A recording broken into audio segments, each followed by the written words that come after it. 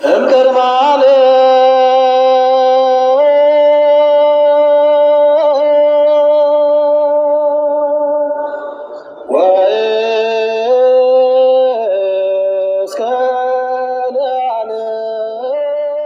መጽሐፍ ቅዱሳችን እግዚአብሔርን በዘፈን አመስግኑ ሲል ምን ማለቱ ነው?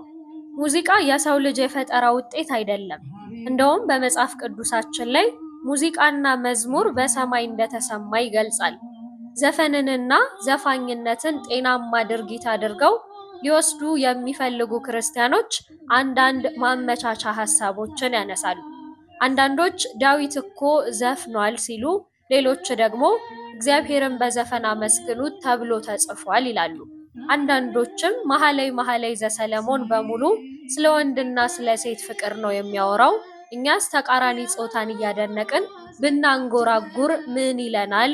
ፍቅርንስ የፈጠረው እሱ አምላክ አይደለም? በማለት ዘፋኝነትን ላለመልቀቅ ምክንያታዊ ጥያቄን ያቀርባሉ።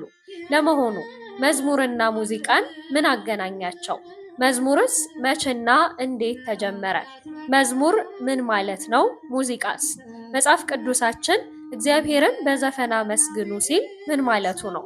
ዳዊት የዘፈነው ሙዚቃስ ምንድን ነው?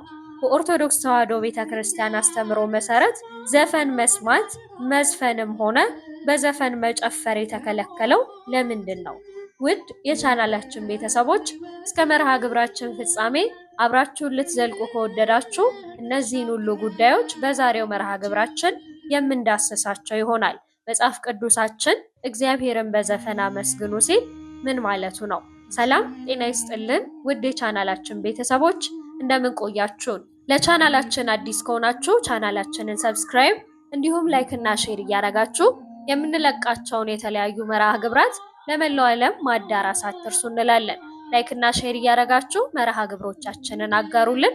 እንዲሁም ሐሳባችሁን በኮሜንት መግለጽ አትርሱ። ቀጥታ ወደ ዛሬው መርሃ ግብራችን ስናልፍ በቅድሚያም መዝሙርንና ሚስጥራዊ ስርዓቱን እንመለከታለን። መዝሙር ቃሉ የግዕዝ ግስ ሲሆን ዘመረ ከሚለው የግዕዝ ግስ የመጣ ነው። ትርጉሙም ምስጋና፣ ልመና፣ መማፀን፣ ማዜምና ሌሎችንም ያጠቃልላል። መዝሙር ስልት ባለው ልብን የሚመስጥ ቃና ተቀነባብሮ ከጉሮሮ የሚወጣ ድምፅ ማለት ነው። በቤተ ክርስቲያን ውስጥ ቅዳሴው፣ ውዳሴው፣ ዝማሬው ወዘተ የሚሉት ቃላቶች የመዝሙር ተወራራሽ የሆኑ ቃላቶች ሲሆኑ ሁሉም ዘመረ፣ አመሰገነ የሚለውን ትርጉም ይሰጠናል። ስለዚህ መዝሙር የሚል ቃል በሚስጥራዊ ትርጉም ስልት ባለው ቃና ተቀነባብሮ ከጉሮሮ የሚወጣ ድምፅና የባህርይ አምላክ እግዚአብሔር በሰማይና በምድር የሚመሰገንበት ጣዕመ ዜማና አብይ የጸሎት ክፍልም ጭምር ነው። የባህርይ አምላክ እግዚአብሔርን በሰማይ ቅዱሳን መላእክት፣ በምድር ፍጥረት ዓለም በመዝሙር ያመሰግኑታል። በዚሁ አያይዘን ደግሞ መዝሙር መቼ ተጀመረ ካልን ምስጋና ወይም መዝሙር መቼ እንደተጀመረ በግልጽ አይታወቅም።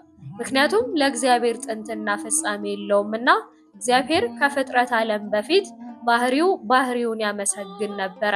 እርሱ በባህሪው ምስጉን ቅዱስም ነውና፣ ነገር ግን ክብሩ በባህሪው ተወስኖ እንዳይቀር እርሱ በወደደና በፈቀደ ወቅት 22ቱን ስነ ፍጥረታት ፈጠረ።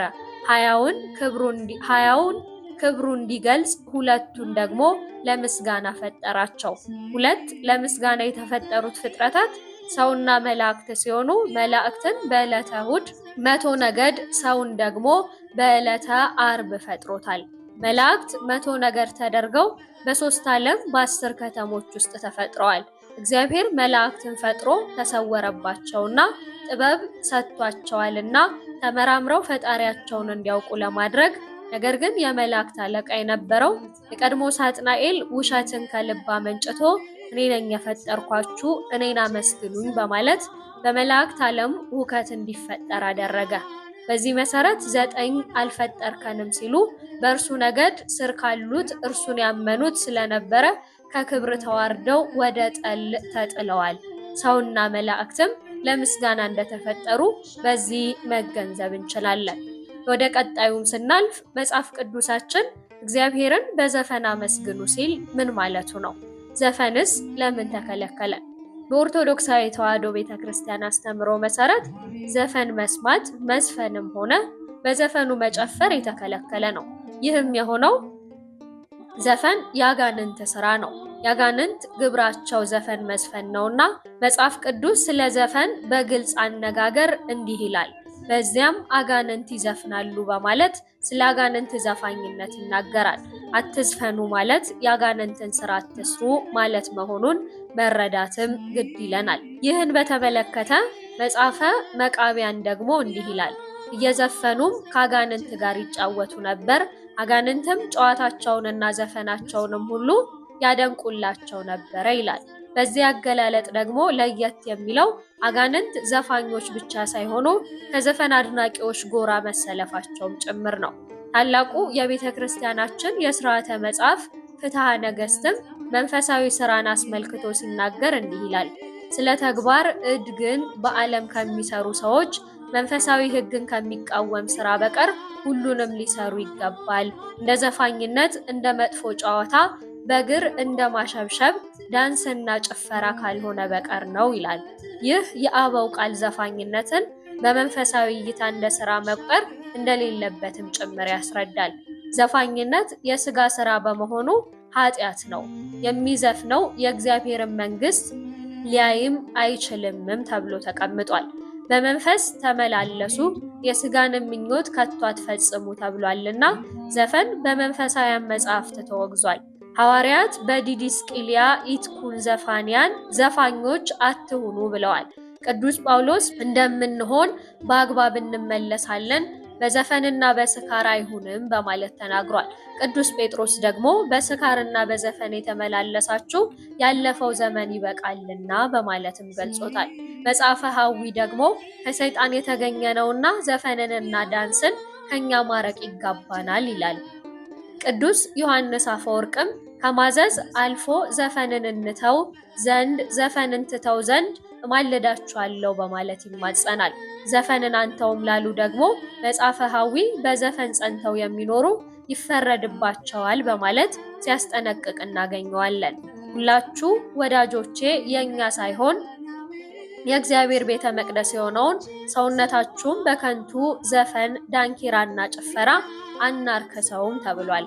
እግዚአብሔር በባህሪ ንጹሕ ይወዳልና ሰውነታችንን አጽንተን እንደተዘጋጀን እርሱ ማደሪያና መቀደሻ እንዲሆነን ፈቃዱ ይሁንልንም ተብሏል። በመጽሐፍ ቅዱስ እግዚአብሔርን በዘፈን አመስግኑ ለምን ተባለ እያሉም በርካቶች ይጠይቃሉ።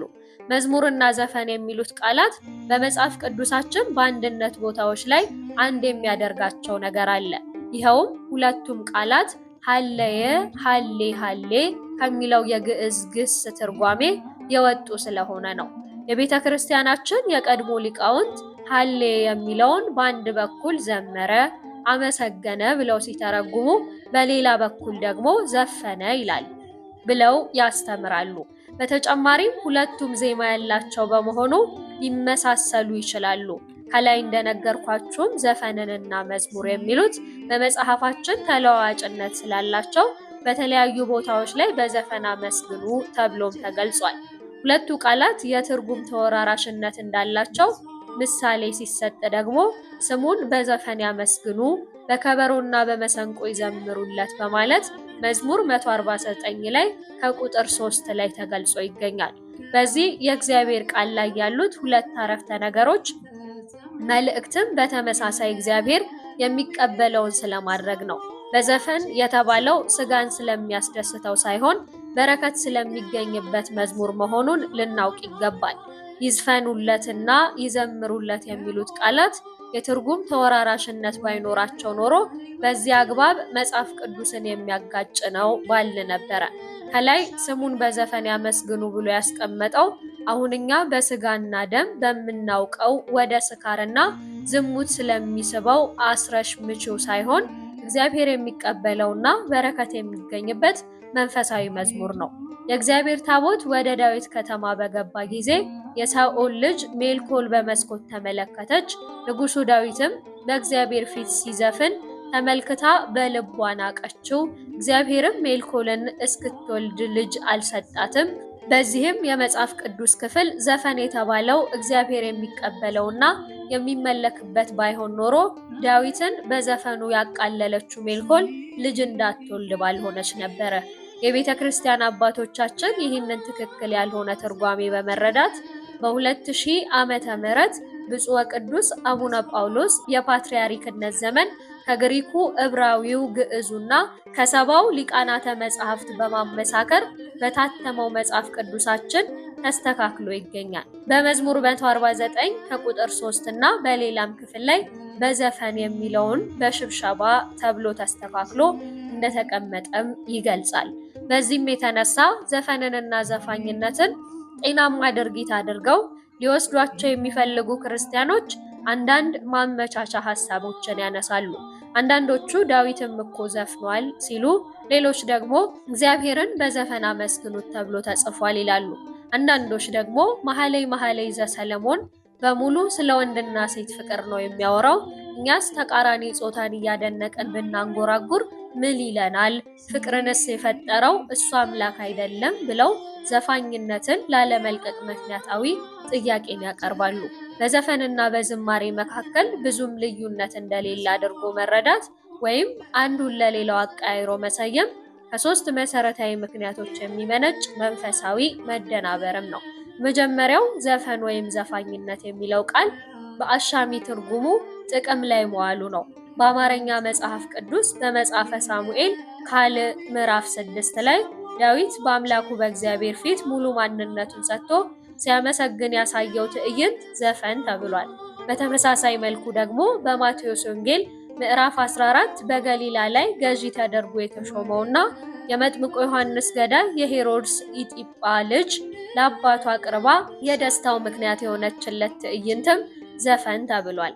በመሆኑም ዘፈን፣ ዘፋኝነት ተብለው በአማርኛ መጽሐፍ ቅዱስ ላይ የተመለከቱትን ተግባራት ምንነት ለማወቅ ሌሎች የመጽሐፍ ቅዱስ ትርጉሞችንና ማጥኛ ጽሑፎችን መመልከት ግድ ይላል። የሥጋ ሥራም የተገለጠ ነው። እርሱም ዝሙት፣ እርኩሰት፣ መዳራት፣ ጣዖት ማምለክ፣ ምዋርት፣ ጥል፣ ክርክር፣ ንቃት፣ ቁጣ፣ እድመተኝነት፣ መለያየት፣ መናፍቅነት፣ ምቀኝነት፣ መግደል፣ ስካር፣ ዘፋኝነት ይህን የመሰለ ነው። አስቀድሜ እንዳልኩም እንደዚህ ያሉት የሚያደርጉ የእግዚአብሔር መንግስትን አይወርሱም ተብሎም በመጽሐፍ ቅዱስ ላይ ተቀምጧል። ከላይ በተጠቀሱት የተለያዩ የአዲስ ኪዳን መጽሐፍት ላይ የተገለጹት ዘፈንንና ዘፋኝነትን የተሰኙትን ዘፈንንና ዘፋኝነትን መጸየፍን ይተካሉ። በዚህ አግባብ ዘፈን ማለት ከድምፅ ጋር በሙሉ መፍቀድና መስጠት፣ ራስን ለማዝናናትና ለማስደሰት መታደም ሲሆን ለመዝናናትና ለደስታ የሚዘጋጁ የሙዚቃ ዝግጅቶች ተሳታፊዎችና ተያያዥ ተግባራት በሙሉ ዘፋኝነት ውስጥ ይጠቃለላሉ። የምሽት ጭፈራዎችና ዳንስ ቤቶች፣ የሙዚቃ ድግስ፣ ኮንሰርት እየተባሉ የሚታወቁት ዝግጅቶች በሙሉ በዚህ ጎራ ውስጥ ይፈረጃሉ። እኚህና መሰል ስራዎች ለክርስቲያኖች እንዳይሆኑ በእግዚአብሔር ቃል ላይ አጥብቀው ተከልክለዋል። እነዚህ ጥቅሶች ገና ያልዘፈንን ወደፊት የምንዘፍንንና የማዘፈን ሐሳብ እንዳይኖረን ስንዘፍን የከረምን ካለን ደግሞ ዘፈንንና ዘፋኝነትን አቁመን ወደ እግዚአብሔር መንገድ እንድንመለስ በእግዚአብሔር መስመር ላይ የምንመላለስ ደግሞ እዛው ባለንበት የተከበርንና የተወደደ ስፍራ ጸንተን እንድንቆም ዘፋኝነትን ከተውን እንዳናስበው የሚያስጠነቅቁ ክፍሎች ናቸው። እነዚህ መጽሐፍት ዘፋኝነትን የእግዚአብሔር መንግስት የማይወርስ የሙያ መስክ መሆኑን በማያሻማ መልኩ የተጠቀመባቸው የመጽሐፍ ቅዱስ ክፍሎችም ናቸው። መዝፈናችንን ካላቆምን የእግዚአብሔር መንግስት ልንወርስ እንደማልችል የሚያስረግጡልን የእግዚአብሔር ትእዛዛትም ጭምር ናቸው። በጥቅሉ ዘፈን ወደ አጋንንት ስራ የሚወስደን ሲሆን፣ መዝሙር ደግሞ በተቃራኒው የክብር ባለቤት መድኃኒታችን ኢየሱስ ክርስቶስ የሚመሰገንበትና የሚከብርበት መሆኑን በጥልቅ የሚያስረዳን የዝማሬ ጉዳይ ይሆናል። መጽሐፍ ቅዱሳችን እግዚአብሔርን በዘፈን አመስግኑ ሲል ምን ማለቱ ነው እያሉ በርካቶችም የሚወዛገቡበት ጥያቄ ምላሹ ይሄንን ይመስላል። ውድ የቻናላችን ቤተሰቦች ለዛሬ ያዝንላችሁ መርሃ ግብራት እነዚህን ይመስላሉ። በቀጣይ በሌሎች አዳዲስ መርሃ ግብራት ወደ እናንተ እንመለሳለን። ለቻናላችን አዲስ ከሆናችሁ ቻናላችንን ሰብስክራይብ፣ እንዲሁም ላይክ እና ሼር እያደረጋችሁ የምንለቃቸውን መርሃ ግብራት ለመላው ዓለም አዳርሱልን። ሐሳባችሁን በኮሜንት አጋሩን። በቀጣይ በሌሎች አዳዲስ መርሃ ግብራት ወደ እናንተ እስከምንመለስ ቸርን ሰንብት።